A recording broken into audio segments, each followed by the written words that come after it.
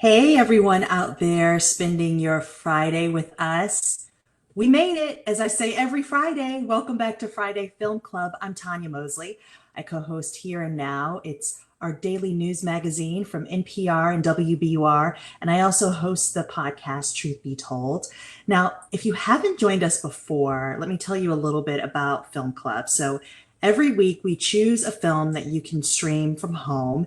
And then on Fridays, I'll speak with the filmmakers behind those films. And what really makes this so special is that this is all happening in real time. So we have these wonderful makers talking with us about their craft. I'll be asking questions and you can ask questions too, directly in the comment section on Facebook. And then once I'm done chatting with our person, then you are free to ask your questions. So we have with us this Friday, Alice Wu. She's the writer and director of this wonderful new Netflix film, Half of It. This coming of age drama is a Tribeca winner and picked up the Founders Award for Best U.S. Narrative Feature. Welcome, Alice. Hi, thank you, Tonya. I had you disappear. You were here for a moment. Here you are. Sorry. There you go. It's okay. It's technology. I wish I could be in person with you, but I see you. I understand you're actually going to be doing like a live tweet party of the We film tonight. are Is that right? in exactly a How's little it less going to than two work? hours. So Oh, I'm the least social media savvy, but in the last couple months, I've learned more about social media than I could ever hope to. But at 5 o'clock I Pacific know we Standard all Time, are. I know. It's my young actors are dragging me into, I don't know, is it even the 21st century? I don't even know what time it is. But the watch parties at 5 o'clock Pacific Standard Time, and basically all it means is that we all queue up our Netflix, we all press play.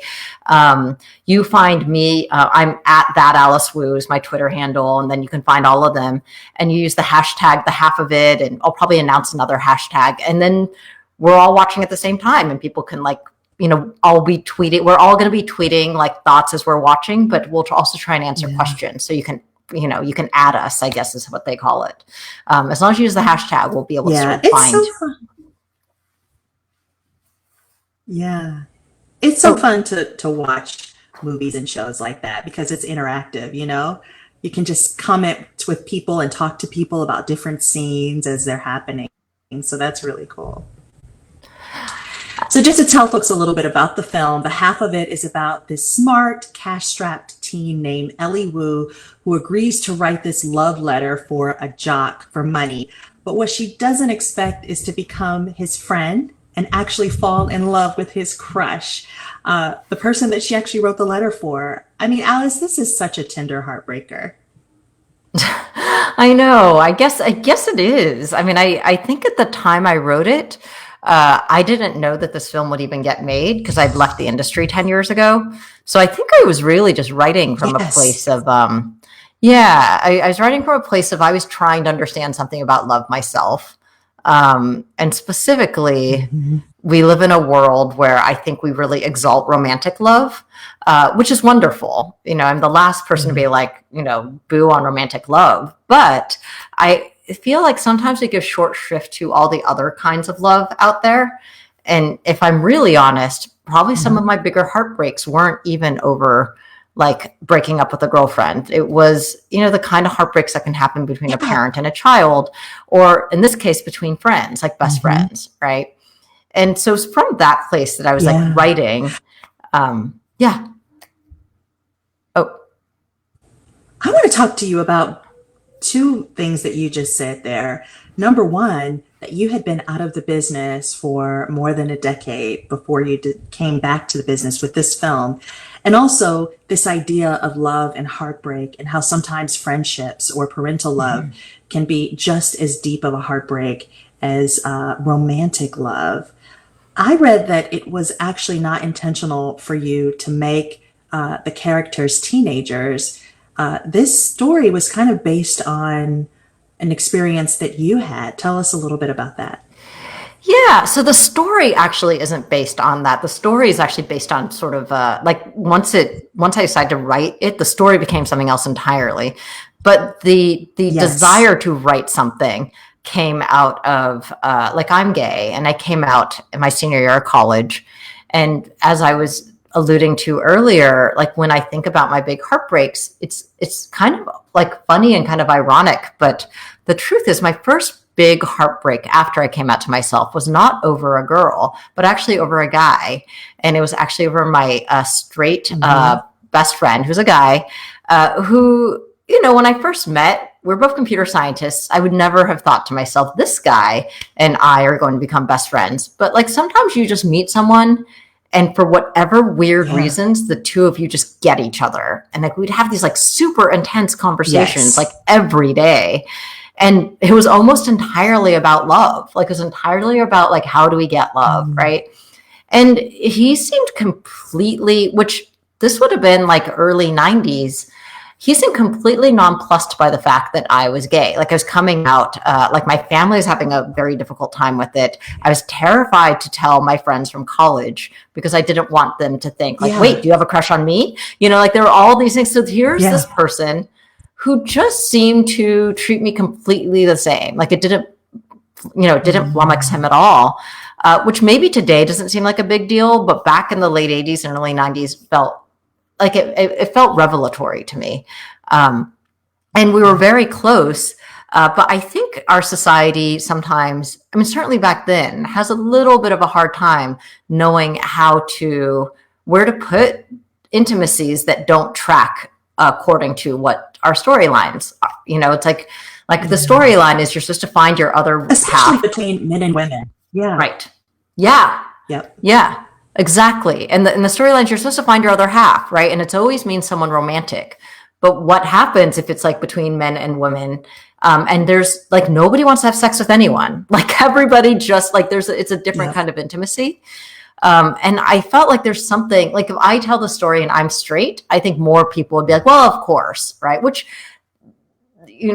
I mean, that like, there's no reason straight men and women couldn't be friends. But the really kind of interesting thing is if I'm lesbian, then what is that, right? Like, and it's not that I think like, oh, somehow it could be easier for us to be friends. It's that the fact that that can still be weird made me think there's something in here where I'm trying to explore the nature of love, but looking at it through the lens of the lesbian straight male friendship might unlock something.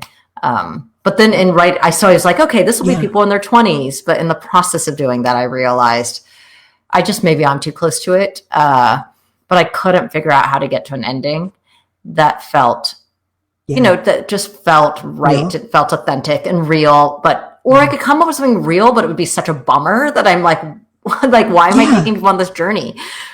So that's when I thought, all right, if I set it in high school, like in a film, like everything is so heightened in high school. You know, like when you think about high school, like, do you remember what you were like in high school?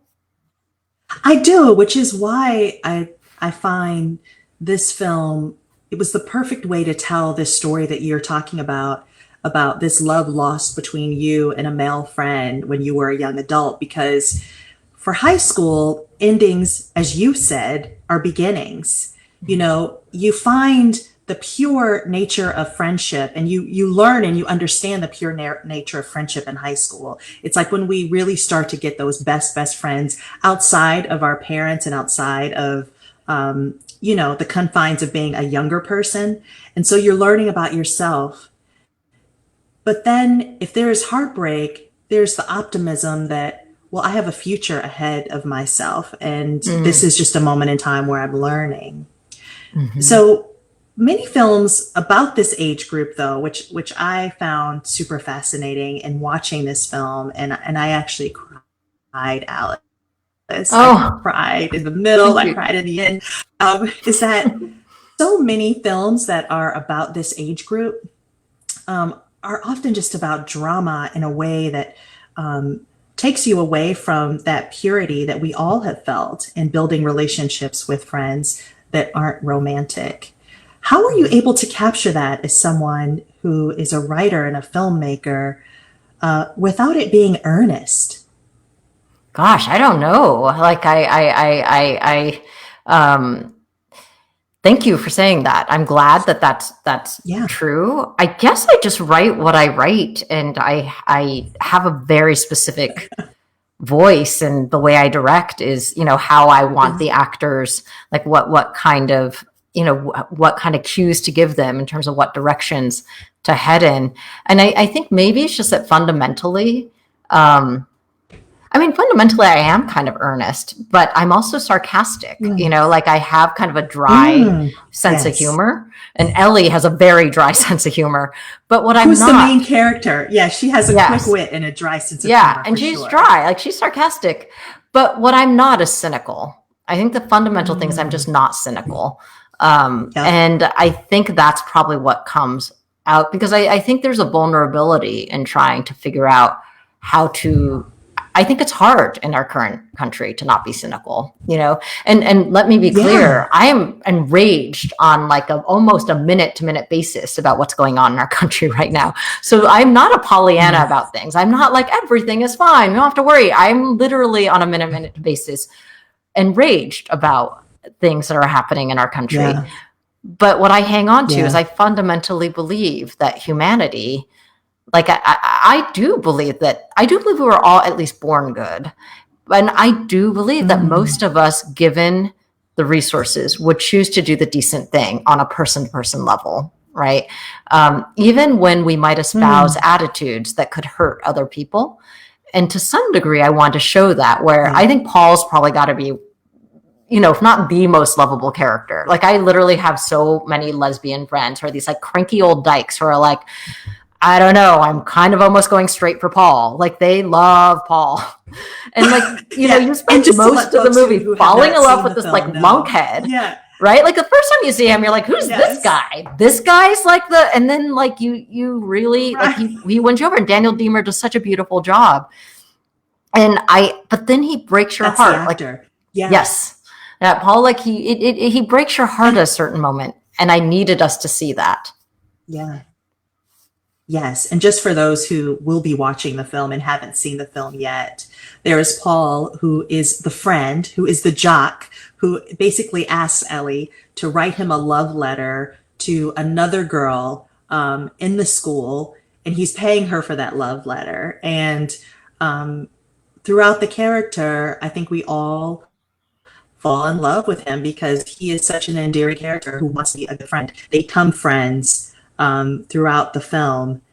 And we learn a lot about love along with them. The purity, as I keep saying that word, of love. But it's also a love triangle. Yeah. And I'd like to know from you, how did you get to that place where you decided to make this a love triangle, where there's that twist? The person that Ellie is actually writing the letter to for Paul is someone that Ellie also has a crush on.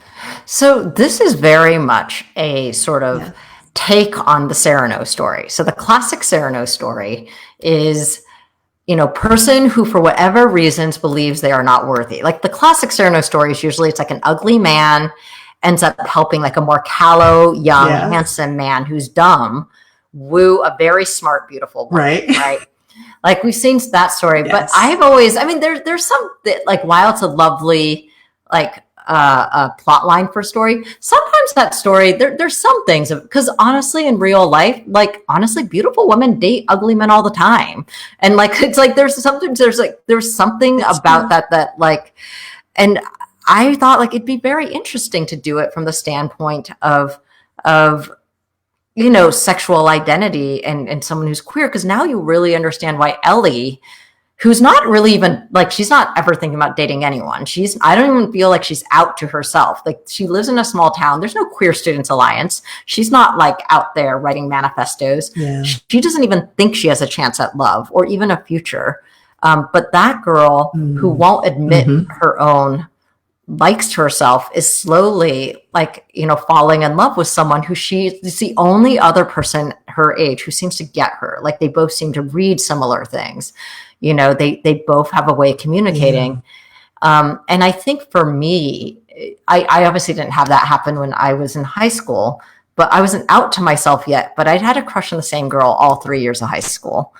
And the thought that I could have Oh, you somehow did? wooed that, yeah, if I could have wooed that girl in such a safe way, like I could have gotten like puppeted some jock Yeah. and then managed to like exchange letters or something with this girl, that would have been delicious, right? So that's kind of the impetus. And I bet even the straightest person probably has that experience in high school where they had a crush they did not feel worthy of pursuing. And I think like I'd love Yeah. that person to watch Yeah. that movie and relate.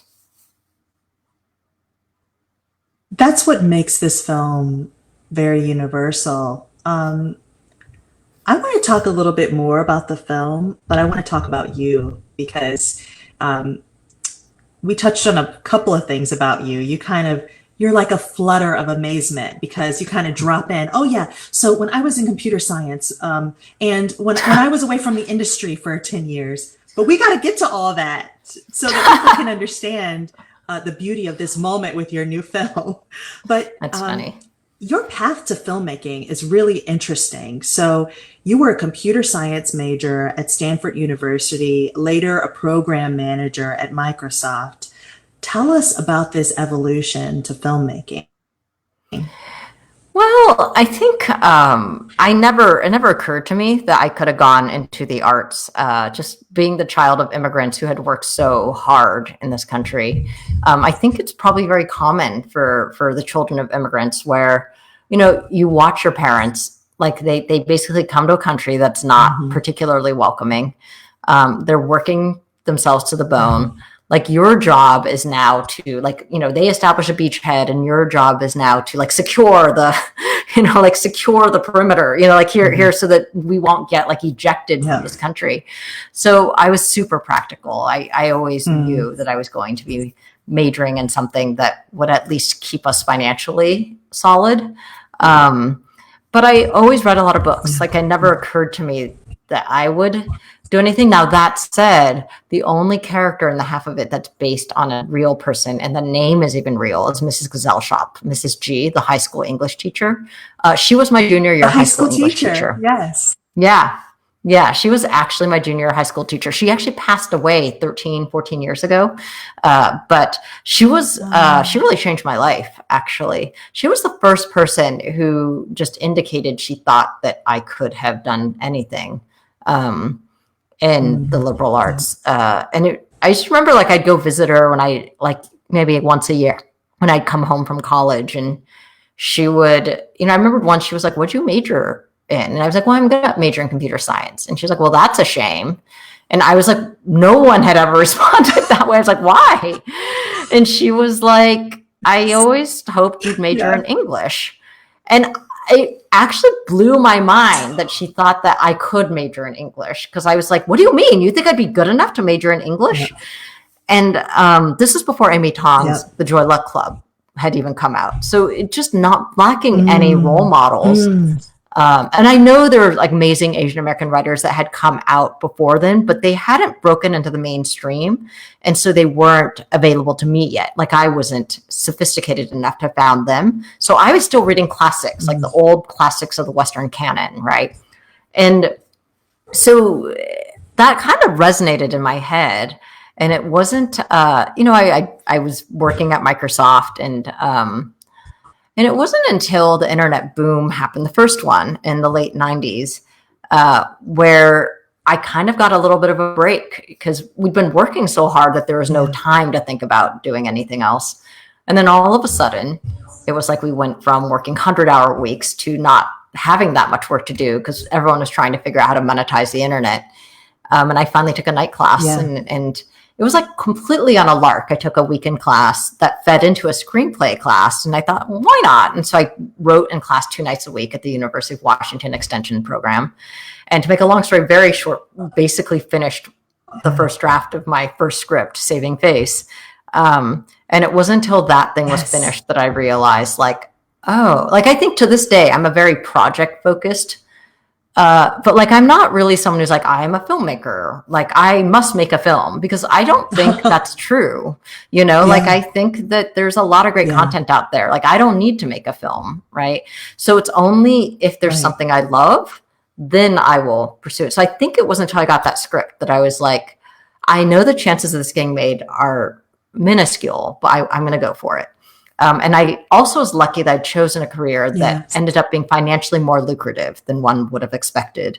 So I had a nest egg that would allow me to like live on $40,000 a year for 5 years. Yeah, like basically, and I do think this is kind of important. I think that a lot of like, I think there's a reason why certain stories get told, because I think it's expensive to be an artist. Like the reality is it's expensive. And if you don't have a way of financing yourself, like in this country, we don't really have funding for the arts. And so unless you have a safety net, it's very hard to be an artist. And because I got lucky enough that I could be my own patron, you know, like if I couldn't, I would never have gone off and made film. But that's one of the things I think so about. Important. Yes, I mean, you speaking about that is so important because it's an element of it that we don't talk about when we talk about representation in the film industry or any type of representation in any type of media. It does take a certain amount of you stepping outside of something that is not stable in order to make the art. That film Saving Face came out in 2004. 2005, actually. It carries 2005. Yeah, it was a film that really carried a lot of meaning with LGBTQ and Asian American communities. So it's really interesting to hear you say, you know, you weren't setting out to make a film with a certain mission in mind. You were writing from a much more personal place. Yes, I wrote that for my mom. You know, so when I alluded earlier to how when I imagined the biggest heartbreaks in my life, they, you know, it was there. And I adore my mom. Anyone who meets my mom adores my mom. But she grew up in a very conservative family. I grew up in a very conservative family. And understandably, it was very hard for her when I came out as gay. And at that time, no one we knew was gay. And I think there was a lot of heartbreak between us around that issue for many, many years. And so I wrote that. Maybe because I just understood my mom hadn't truly had love before, and I wanted her to know it wasn't too late for her. So I basically wrote that film out of that. Yeah. And I think the half of it is, again, about friendship. Like, so I think the romantic comedy I make almost never is entirely just about who gets the girl. Like Saving Face is not about who gets the girl. Saving Face is about can you have romantic love and your family in an authentic way together, right? And so I think that's kind of, Yeah. I have some questions from some audience members that I want to share with you. Our first one comes from Alyssa. She said, why did you place this film in Western Washington, but film in upstate New York? Yes, so it's actually set in Eastern Washington, which is the conservative part of Washington. And we had a small budget. I would love to have shot in Eastern Washington, but we couldn't afford it. So then it became a question of... What was the name of the county? It wasn't Snoqualmie. It was... Oh, I had to make up a name of the city. Squamish. I had to make up a name because So to give myself the liberty of, because I lived in Washington State through my whole 20s, and I remembered even like Sleepless in Seattle came out, and everyone, and people were so irritated by like, that's not where this is. That's not where this is. So I felt very like, you know, all right, I need to find a fictional town, but all the other towns I reference are all real, like Wenatchee, Yakima, Tukwila. Those are all real towns. But Eastern Washington State, specifically, I want to find an area that would be considered a red part, like a conservative area of the country, because I was like when I wrote this, Trump had been elected, and I was trying to wrap my brain around, like, why does it feel like so many like it just felt like everybody in our country had now retreated into our separate corners. We're all just pointing fingers at each other. And there's some way where I was trying to figure out like, earlier I mentioned that I don't believe that most people are bad, you know? And so I think there's a way that I thought, if I set this here, I can talk a little bit about the textures of both small town life, but also some different notions of what it's like to be an immigrant in a town like that, or what it's like to be queer, or what it's like to, you know, I guess especially like through the lens of Paul, who is a conservative kid and grows up in a conservative background, I wanted to show that like really good people can still have attitudes that might break your heart, but that doesn't mean that they're bad. And it doesn't mean they might not love you enough that they won't try and reach outside themselves. Yeah. And so that was why. Yeah. And then upstate New York is because a lot of production. So well. Oh, thank you. Is that what it is? I was wondering. You just get production. Yeah. Yeah. It's upstate New York because a lot of production happens in upstate New York, actually, because crews are central in certain areas of, say, the country. And it's just extremely expensive to fly crew places. So if I had a big budget, I could fly anywhere. But because I had a really small budget, I basically could have shot there. Maybe we could have shot in Georgia, but because a lot of Marvel movies shoot there. But that didn't seem like the right terrain. I didn't want to set this film in the South because then I would want to be able to comment intelligently about Black-white race relations. And I didn't feel, I was like, okay, this is like another thing. I feel like this should be an all-white town with like one immigrant family. Like that's the story I'm telling. And that makes sense in Eastern Washington State. That is very, very homogenous. So many things to consider when you're thinking about place and space and character. Yeah, thank you for that question, Melissa. You know, this next question from Laura really dovetails on what I asked you earlier about your first film, but then taking a break after that, and your relationship with your mother. So Laura asks, what prompted you to leave the industry? So what actually prompted me to leave the industry, because I just sold a TV pitch to ABC based on my experiences as a woman in tech. And then the writer's strike hit. And so we weren't allowed to write. But then just as that was resolving, my mom had a serious health issue. So I dropped everything and went up to San Francisco for what I thought would be like a few weeks. And then it turned into a few months. And then after a while, I was like, I remember like somewhere in the 8th or 9th month, one of my agents called me and was like, what is happening? Are you coming back? And I just remember being like, no, I'm moving here. And it wasn't like I told her I'm leaving the industry because that sounds so grand. Like, I think we called it like, oh yeah, I'm going to be on hiatus. But in my own head, I knew I had, like, I thought, oh, I've left. I think my 20s were going to be about like, you know, establishing myself financially, being a computer scientist. My 30s were about like trying to make my film and then having this fun few years, like in Hollywood, like, I could honestly felt like I'd gone to Disneyland or something, which is not like a place that I belonged, but just a place was like, this is weird. Like I have some fun stories out of this, but now it's time to go home. Like how, like it felt like, all right, I was 39 at the time. And I thought my 40s are going to be about being with my family. Cause anyone who knows me knows that like my family will always come first.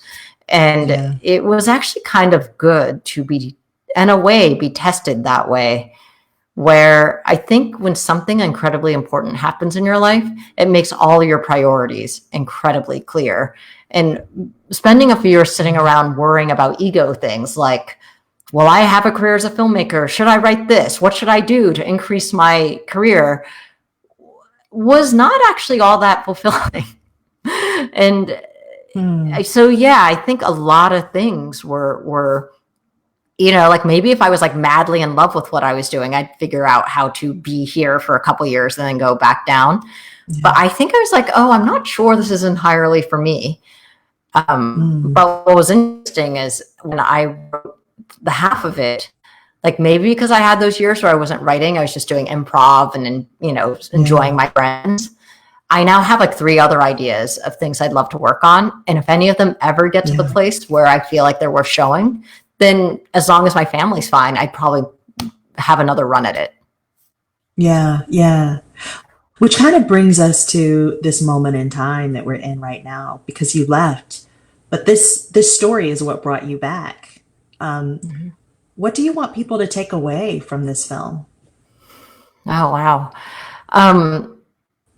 So I'm not a huge message movie writer. I generally find that, you know, I try and make something very specific that hopefully people will relate to it. And then once it goes out there, I think, you know, my hope is it will affect the cultural conversation, but that means that you got to let everyone else respond. Right. And hearing how people are responding and people responding in such real, and like my DMs are flooded with these like beautiful letters from people. about how this has affected them, or how it's affected their child, or, how they personally feel seen in some way. And I guess for me, since I wrote something so specific, it just feels kind of amazing that other people relate. Like, it makes me feel a little less lonely. You think you're, when you're writing, you think you're like alone. And then you watch very different kinds of people all over the world be like, this is my story, or this thing made me feel seen. So I guess what I would hope is that, the more someone resonates, great. But it's also okay to be disappointed, it's okay to be like, this didn't tell my story. And that's great. Like, if you feel that, then that means there's an opportunity for you to go tell your story, right? Like, I've actually been surprised how little of that I've gotten. I thought it would be like a lot of people being like, this is shockingly, it's actually very, very, very few. I can't actually, maybe those people are just not writing me, but it is sort of like the I don't know. I guess the But thing you I know would what? want. I guess when I hear you say that, though, I mean, there's so much beauty in people saying, you told my story. And there's also so much beauty in someone watching and saying, this is not my story at all. But now I now have a window into an existence that I didn't have before, or a deepening, because it's not too late to tell your story ever. Yeah. Yes. Alice, thank you so much. This was such a great conversation. Yeah, thank you, Tonya. I really appreciate you picking our film, and people like help get the word out, and hopefully see you in an hour and a half, or a little less than an hour and a half for the I know the we all live got to get tweeting. on Twitter and open our Netflix so that we can watch and live tweet at the same time. That's Alice Wu. She is the writer and director of the film The Half of It. Thank you again for joining us, and thank you out there for joining us as well for this NPR Film Club Friday, and we will see you next Friday. All right. Thank you.